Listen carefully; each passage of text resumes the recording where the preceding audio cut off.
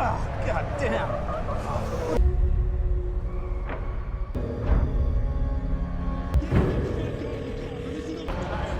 There you go.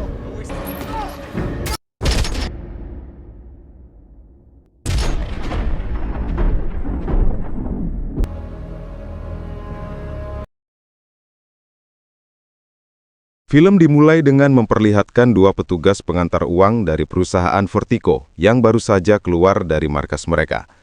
Tiba-tiba, mobil mereka dihentikan oleh pekerja proyek yang ternyata merupakan komplotan perampok elit. Oh, fuck! Shit! What the reverse? We're being hit by armed men of sword!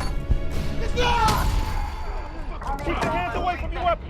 Hands away from your weapon! Move! Alarm raised. First Street Viaduct.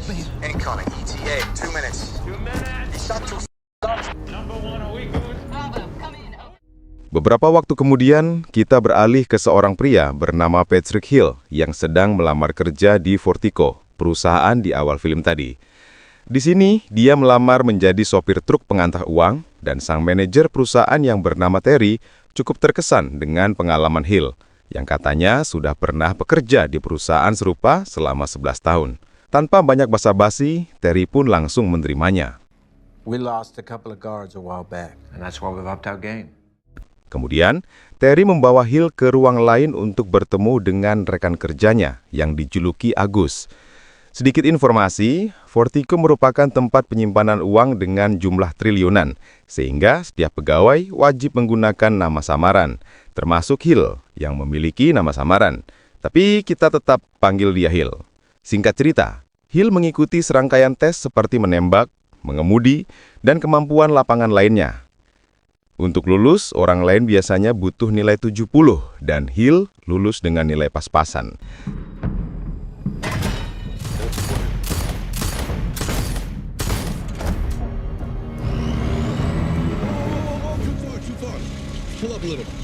Tak masalah, dia tetap diterima. Kemudian dia ditemani Agus serta Dave ke ruang ganti dan berkenalan dengan para karyawan. Tapi di sini, beberapa karyawan senior tampak sinis melihat si karyawan baru satu ini. Mereka seperti meremehkannya dan menganggap si junior hanyalah karyawan biasa. Sedikit info, karena Vertigo menjadi pusat uang, setiap karyawan yang keluar masuk harus melewati beberapa pintu akses yang dijaga ketat. You're a cynical old dog, Soup. Hari pertama kerja Hill pun dimulai dengan sebuah tugas, yaitu mengumpulkan uang dari berbagai perusahaan ditemani Agus dan Dave. Di sepanjang perjalanan, Dave tak henti-hentinya menyindir Hill yang dikira tak tahu seberapa berbahayanya pekerjaan mereka. Setelah menyelesaikan pekerjaan, mereka pun kembali ke markas dan tentu saja harus melewati keamanan yang sangat ketat. Untuk merayakan keberhasilan pertama Hill, Agus mengajak Hill nongkrong bersama yang lain. Namun, sebelum pergi, Hill diam-diam mengamati kartu identitas teman-temannya. Ternyata, di balik penampilannya yang tenang, Hill sangat memperhatikan setiap hal di sekitarnya. Kemudian, ketika menongkrong di tempat biliar, Hill kembali diperlakukan semena-mena oleh rekan kerjanya. John, si penjaga akses utama masuk kantor, berniat memancing emosi Hill dengan mengejeknya, tapi dia malah balik dipermalukan. You ain't much for talking, are you, Mary Poppins? Just make sure you drink it over there. Anything else? Keesokan harinya, mereka kerja seperti biasa. Kali ini, Agus pergi sendirian untuk mengantar uang di kapal pesiar, sementara Dave dan Hill menunggu di mobil. Tiba-tiba terdengar di orari bahwa Agus sedang dalam bahaya. Uang yang dia bawa dirampok dan dirinya dijadikan sandera. Dave yang biasanya sok jagoan, kini terlihat panik. Bahkan dia berniat melarikan diri dan meninggalkan rekannya berjuang sendirian. Tetapi Hill justru terlihat sangat tenang dan meminta Dave mengikuti permintaan para perampok. Mereka diminta ke suatu tempat untuk menyelamatkan Agus. That's why they have the policy. In short, I'm getting back. Setibanya di lokasi, para perampok menyuruh mereka memindahkan seluruh uang di mobil. Namun, ada yang aneh. Hill tidak panik sedikit pun. Dia malah terlihat santai melaksanakan perintah itu meskipun situasinya semakin mencekam.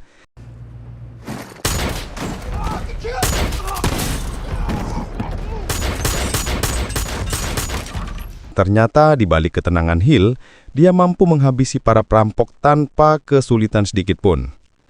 Sementara itu, Dave yang biasanya sok jago, kini hanya terpaku menyaksikan aksi Hill. Who'd you work for? Did you make poo-poo? Sebelum pergi, Hill sempat mengecek wajah komplotan perampok yang dia bunuh. Akibat kejadian ini, mereka bertiga sempat diinterogasi oleh 2 orang dari kepolisian khusus. Saat giliran Hill untuk diinterogasi, mereka bertanya-tanya bagaimana dia bisa membunuh 6 orang sekaligus tanpa terluka. Apalagi kemampuan menembaknya sangat akurat, jauh lebih baik dibandingkan hasil tesnya saat awal masuk kerja. Namun dengan santainya, Hill menjawab bahwa itu semua hanyalah kebetulan. Hill kemudian ditunjukkan rekaman CCTV dari perampokan yang terjadi di awal film tadi. Di sini, Hill tampak sangat fokus dengan salah satu perampok. Setelah dari ruang tersebut, Terry mengatakan bahwa Hill akan dipindahkan ke bagian front office. Karena menurutnya, seseorang yang baru saja membunuh bisa saja memiliki gangguan mental jika terus dibiarkan. Namun pendapat sang manajer langsung dibantah oleh atasan Vertigo yang justru sangat puas dengan kinerja Hill. Di sisi lain, 2 polisi yang tadi menginterogasi Hill langsung menelpon bos mereka dan mengkonfirmasi bahwa Hill adalah orang yang selama ini mereka cari. Bos mereka kemudian memberi perintah untuk membiarkan Hill tetap di sana karena alasan yang nantinya akan terungkap di pertengahan film. Loud and clear. Malamnya, seorang wanita datang ke apartemen Hill untuk memberikan dokumen rahasia mengenai latar belakang para anggota keamanan di Vertigo, serta file hasil autopsi. Setelahnya, semalaman suntuk, Hill terus mengamati dokumen-dokumen itu, termasuk rekaman CCTV mengenai tragedi perampokan yang dia lihat tadi. Dari sinilah kita dibuat semakin penasaran, siapa sebenarnya Hill ini?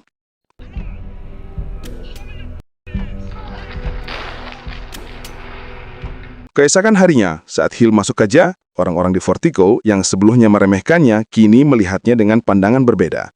Mereka mulai menganggapnya sebagai seorang pahlawan. Dan tak terasa, Hill sudah bekerja di sana selama kurang lebih 3 bulan. Hingga pada suatu siang, saat sedang menjalankan tugas, mobil mereka kembali dihadang oleh beberapa gangster bersenjata. Gangster itu berhasil menangkap Agus, lalu menembakkan gas ke dalam mobil. Namun lagi-lagi, Hill terlihat sangat tenang dan memilih keluar melalui pintu belakang mobil sambil menahan napas. Begitu para gangster itu melihat wajah Hill, ajaibnya mereka langsung mundur ketakutan dan melarikan diri.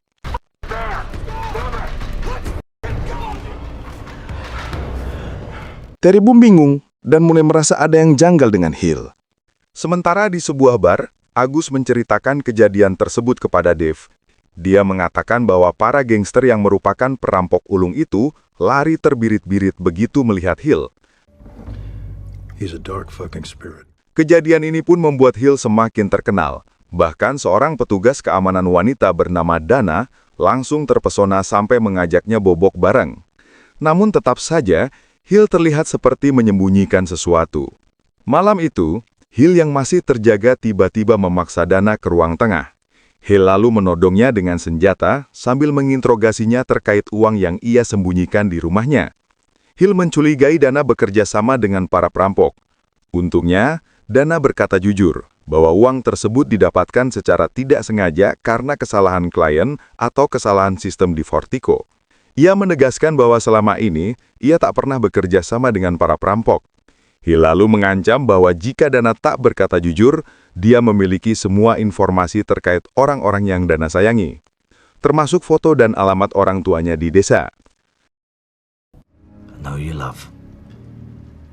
We understand each other. Siapa sebenarnya Hill sampai bisa mengetahui informasi-informasi rahasia itu? Mari saya ajak kalian semua untuk flashback ke 5 bulan yang lalu. Siang itu, Hill terlihat sedang bersiap menonton pertandingan basket bersama putranya yang bernama Dagi.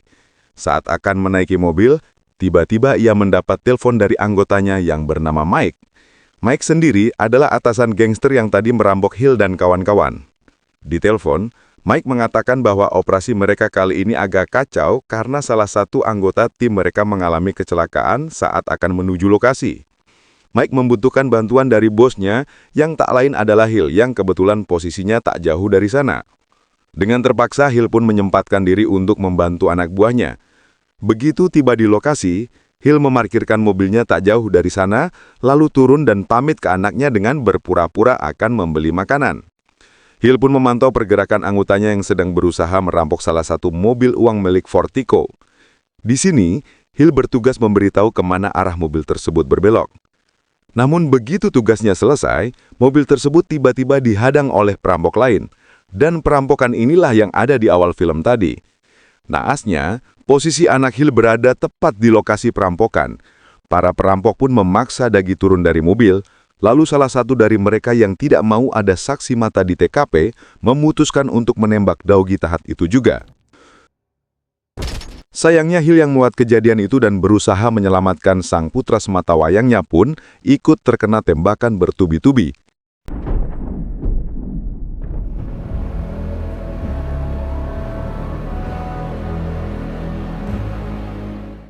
Tiga minggu kemudian Hill akhirnya bangun dari koma.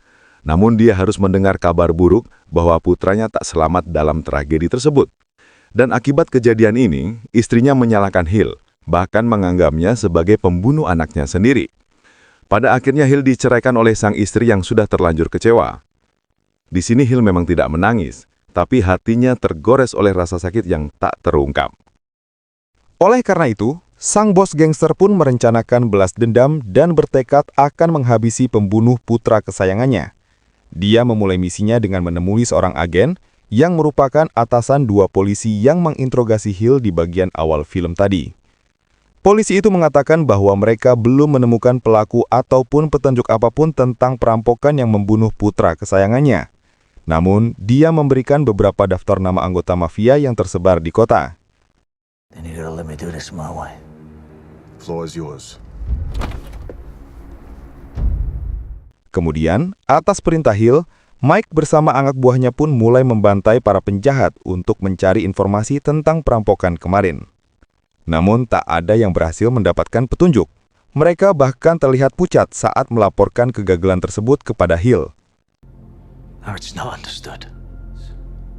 You think you've done everything. You've done everything. Understood. Setelah berusaha lebih keras, akhirnya mereka berhasil menangkap salah satu anggota mafia terbesar di kota. Dia lalu disiksa dan diancam bahwa istrinya akan dibunuh jika tak mau memberikan informasi. Dalam keadaan terdesak, anggota tersebut pun menyebut nama The Gassi Brothers yang kemungkinan terlibat dalam perampokan yang menewaskan Daugi.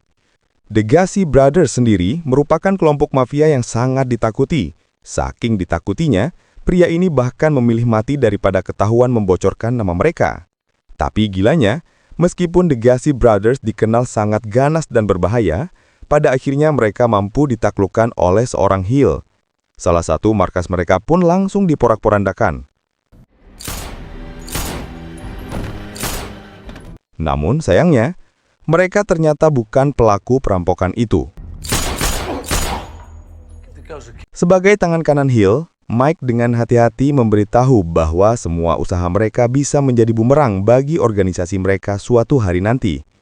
Mendengar nasihat itu, Hill pun diam-diam memutuskan untuk mencari pembunuh putranya dengan cara menyamar menjadi supir truk di Fortico. Dia meminta kenalannya, yaitu Christy, untuk membantunya membuatkan identitas baru. Dan disinilah semuanya mulai jelas siapa sebenarnya Hill. Lalu kita ditunjukkan dengan beberapa mantan anggota militer yang sedang berkumpul membahas betapa membosankannya kehidupan mereka. Grup ini dipimpin oleh seorang pria bernama Jackson, yang setelah pensiun dari militer, kini bekerja sebagai satpam di sebuah mall. Di tengah perbincangan, seorang anggota bercerita kalau uang lemburnya sebagai bodyguard belum dibayarkan. Setengah bercanda, ia bilang ingin merampok uang bosnya. Tapi perkataan itu dianggap serius oleh teman-temannya, dan akhirnya mereka pun melancarkan aksi perampokan tersebut. Sayangnya, hasil curian mereka tak banyak. Dari situ mereka ketagihan dan mulai mencari target yang lebih besar, yakni truk, pengantar uang. Dengan menggunakan koneksi orang dalam, mereka berhasil mengetahui pergerakan truk yang ingin mereka rampok, dan operasi pun berjalan lancar. These are guns and we will not hesitate to kill you. Don't be a hero. Chad Reed. Horrible name. Gentlemen, rhythm is normal. Be smart. Don't go. Come in, Dave. Sports car's back. This isn't All good here, Chad. the out and two. Just get your signatures. Thank you. How's it going? Selang beberapa hari, mereka kembali berkumpul di pesta perayaan ulang tahun Jackson. Di sini, Jackson memberitahu anak buahnya bahwa mereka akan ada proyek baru. Dan kali ini, truk pengantar uang yang mereka incar nilainya 6 kali lipat lebih besar dari sebelumnya. Jackson tahu informasi rahasia ini dari orang dalam yang namanya dirahasiakan. Dan ternyata, informannya itu juga mantan anggota timnya waktu di militer dulu. Setelah 6 minggu perencanaan dan latihan, akhirnya hari perampokan pun tiba. Mereka menyamar sebagai pekerja proyek. Dari sini, kita bisa menebak kalau mereka inilah para perampok yang dicari-cari Hill selama ini. Pada hari perampokan, semuanya berjalan sesuai rencana. Namun, salah satu anggotanya yang paling arogan bernama Adam mulai panik saat pengamanan Fortico memberikan perlawanan. Dan karena wajahnya terlihat oleh Dougie, anak tak berdosa itu pun ikut dihabisi. Move. Exit west, we gotta go, Elvis! He shot a f***ing kid! Come on! Elvis, come on! Okay, let's move. BT, let's go. Let's go. Let's. 3, take his gun. Okay, we got 1 minute. Setelah aksi perampokan itu sukses, Jackson dan timnya memutuskan vakum selama 5 bulan. Setelah 5 bulan, tanpa pergerakan apapun, mereka kembali berkumpul untuk merencanakan aksi perampokan besar-besaran. Mereka tak lagi mengincar truk pengantar uang, melainkan isi berangkas Fortico itu sendiri. Jika berhasil, mereka bisa mendapatkan uang hingga triliunan rupiah. Tapi seperti yang kita tahu, semakin besar keuntungan, semakin besar pula risiko yang dihadapi. Rencana ini muncul berkat bantuan orang dalam di Fortico, yaitu informannya Jackson. Of 150 million. Yeah. All this is for nothing if our guy doesn't come through. He's greedier than you, Tom. He'll come through. Why does this room always smell so good? Maybe one day my garden can smell like this. Coming, Mr. Rossi. Thank you, Mr. Hill. Signing in. Anyway, it's Action Man you gotta look out for, not me. 3 minggu kemudian, hari eksekusi pun tiba. Sebelum ke titik kumpul, Jackson sempat mampir menjemput Adam yang apartemennya dipenuhi barang-barang mewah. Melihat itu, Jackson sempat emosi karena gilanya Adam ini bisa membuatnya dicurigai polisi. Sementara itu, minggu ini semua brankas di Fortico sedang penuh dengan uang yang kalau dijumlah bisa buat makan banyak orang. Oleh karena itu, pengamanan di Fortico pun semakin ditingkatkan. Hari itu, setelah mengantar uang ke beberapa titik, Agus terlihat gelisah dan akhirnya memberitahu Hill bahwa ia adalah orang dalam yang bekerja dengan para perampok. Tentu saja, Hill merasa puas karena akhirnya bisa menemukan orang yang selama ini ia cari. Namun, ia tetap tenang dan berpura-pura santai sambil menggali informasi lebih dalam. With me now? I'm with you 100%. Agus pun menceritakan rencana perampokan brankas Fortico hari ini. Alasan Agus membocorkan rahasia ini kepada Hill adalah karena ia ingin meminta bantuan Hill agar mereka bisa masuk ke markas tanpa terdeteksi. Saya ingatkan kembali bagaimana sistem di Fortico. Untuk Mogil bisa masuk kembali ke markas, mereka membutuhkan laporan dari 2 orang yang bertugas sejak awal. Jika tidak, mobil tidak akan diberikan akses masuk. Mengingat itu, Hill pun pura-pura setuju dengan tawaran Agus. Kemudian, mobil mereka akan mengangkut 4 anggota Jackson. Namun, demi memastikan rencana berjalan lancar, tangan Hill diikat dan senjatanya diambil. If you're a good boy today, you'll see tomorrow.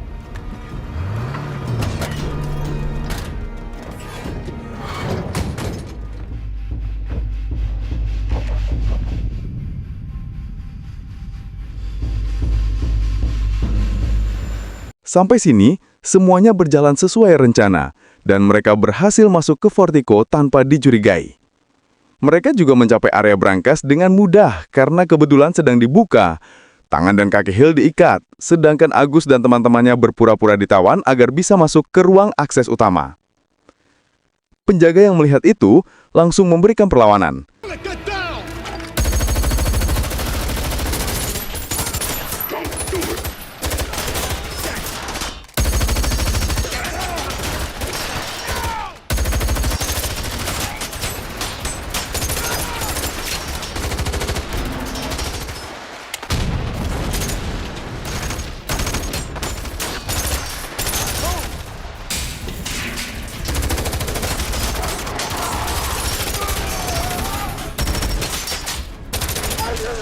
Meskipun Jackson dan anggotanya mengenakan pakaian anti peluru, ternyata itu tidak membuat mereka sepenuhnya aman. Salah satu dari mereka pun tumbang, namun misi tetap berhasil. Pintu akses utama terbuka, sehingga mobil mereka bisa masuk ke markas. Saat para perampok sibuk memindahkan uang, disitulah Hill mulai aksinya.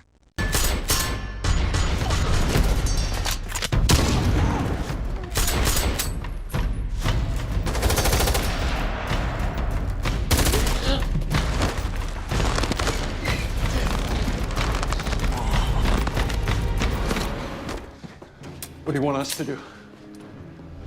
Setelah itu, Hill mengambil pakaian salah satu perampok dan mengenakannya. Berkat penyamaran itu, Hill berhasil membunuh salah satu anggota Jackson. Kemudian ia diam-diam memasukkan hijack ke salah satu tas uang di dalam mobil. Di sisi lain, Dave dan Terry yang tadi sudah dibebaskan oleh Hill sempat menjadi incaran salah satu perampok. Mereka nyaris mati jika saja Hill tidak muncul dan membunuh perampok tersebut.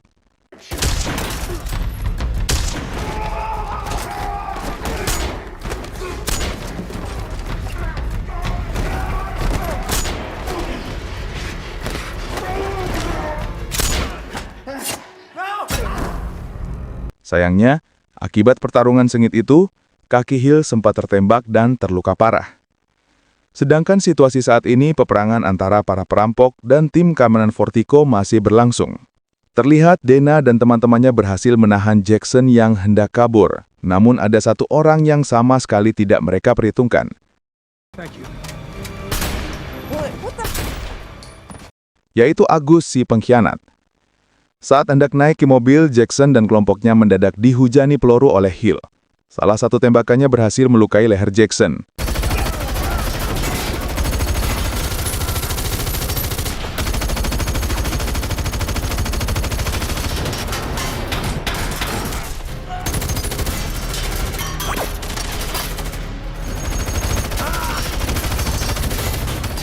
Namun nahas, tanpa Hill sadari, Agus ternyata sudah berdiri di sampingnya.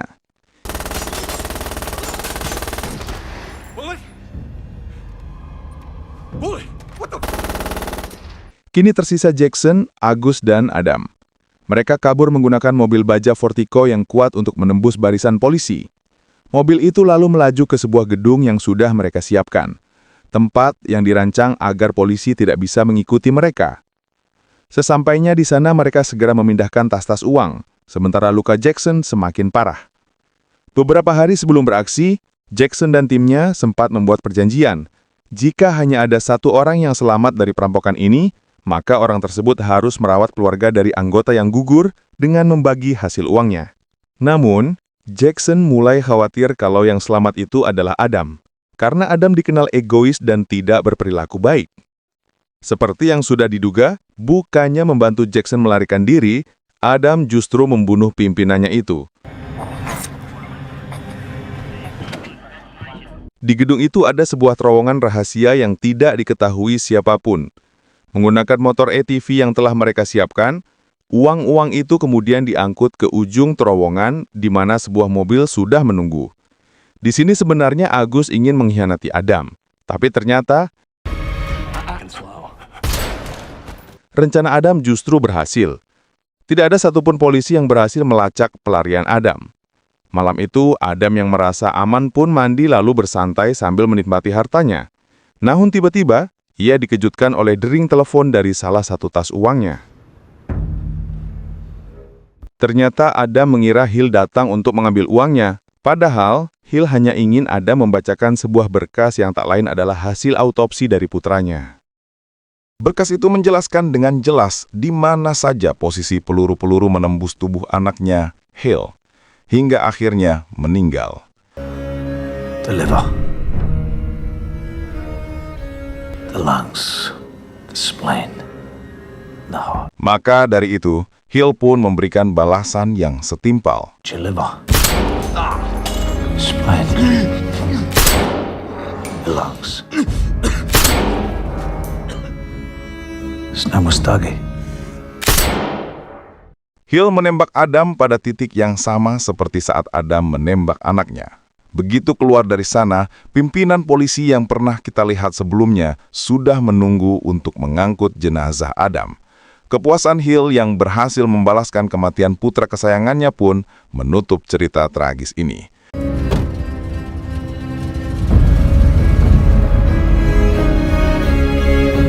Dan film pun tamat.